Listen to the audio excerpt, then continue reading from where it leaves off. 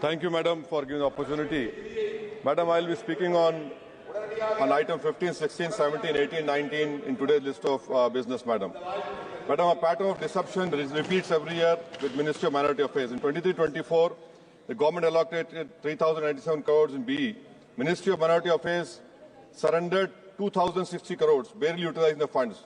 The same rule is being followed, pattern is followed in 24-25, where the allocation of 3,083 crores has been slashed to 1,681 crore, with no effort to demand admitted funds through the supplementary demands, Madam. Madam, scholarship for minority students have been gutted.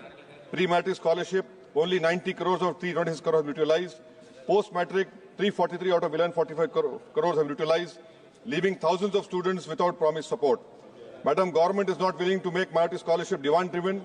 The unit cost of scholarship for 3 schemes have not been revised in 2007 and 8, and scholarships are not being sanctioned because of lack of approval by Cabinet Committee of Economic Affairs since 22-23.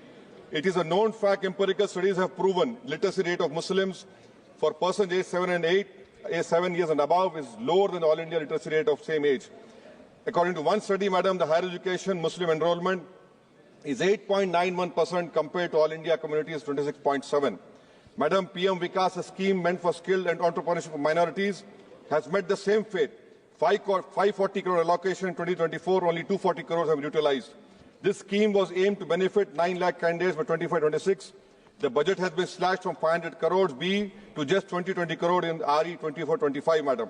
Madam, in supplementary grants, Ministry of Agriculture, there is a scheduled caste sub-plan. Since 2021, utilization has never crossed 70%. I demand from the government to ensure that the scheduled caste sub-plan, their scheduled caste farmers must benefit and not then let them sit on paper year after year. Ministry of Fertilizer and Chemicals, Madam, in this supplement demand, 14,000 crores is being asked. Madam, this is not budgeting, this is firefighting. This talk of Atmanirbhar Bharat is only empty talk. How did the government allow such a critical sector to be held hostage by China? 30% of India urea imports in 23-24 come from China. Key raw materials like phosphoric acid, ammonia come from China, which makes Indian prices vulnerable to China trade policies. Madam, I'm thankful that Minister Piyush Goyal is here. A specific point on US tariffs, Madam. Goldman Sachs estimates that if the US imposes tariffs, this could decrease India's GDP growth by 0.6%. Madam, US is a major buyer of Indian agriculture produce. We export nearly 6 billion of agriculture produce to US. If imposition of higher tariffs will make Indian produce less competitive, affect incomes in the agriculture sector, Madam. We export generic pharmaceuticals to the worth of 18.5 billion to US, just to US, Madam. If US tariffs could significantly impact these exports, Madam.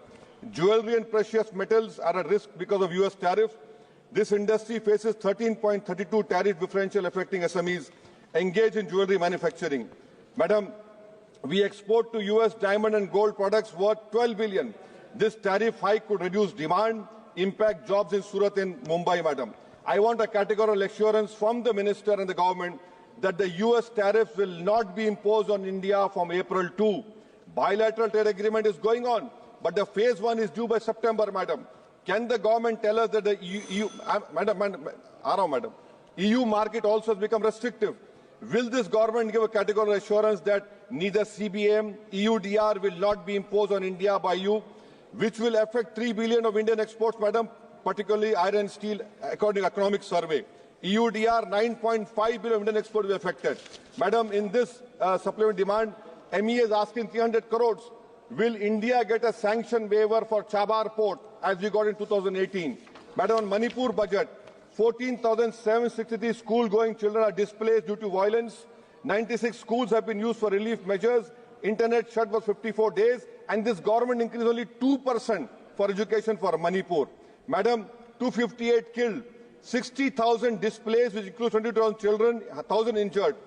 And in displaced camps, Madam, on Manipur, Madam, concluding, 65.8 are suffering of PTSD, 24.8% increase in moderate anxiety.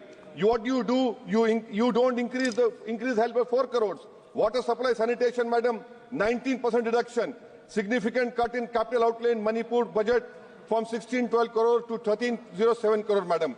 Central assistance for providing temporary shelter to displaced families has seen a reduction of 75% from 60 to 15 crores. Rural Manipur, madam, highest inflation in July, that is 10%. Madam, 5,000 hectares of agricultural land, 15,437 metric tons of paddy crops worth 38.6 crores has been lost due to ethnic violence. Madam, you will be surprised to know, agriculture allocation reduced by 8%. Total budget for police has been cut by 2% compared to last year. And concluding, madam, Manipur is the poorest state, which has a per capita income of 7,630 per month, which ranks fourth from the bottom. Madam, in last, I want to conclude. We have heard the Honorable Piyush Goyal stood up and appreciating this, the speech made by Abdul Samad Samdani from Kerala. I want to know, I am very thankful to him.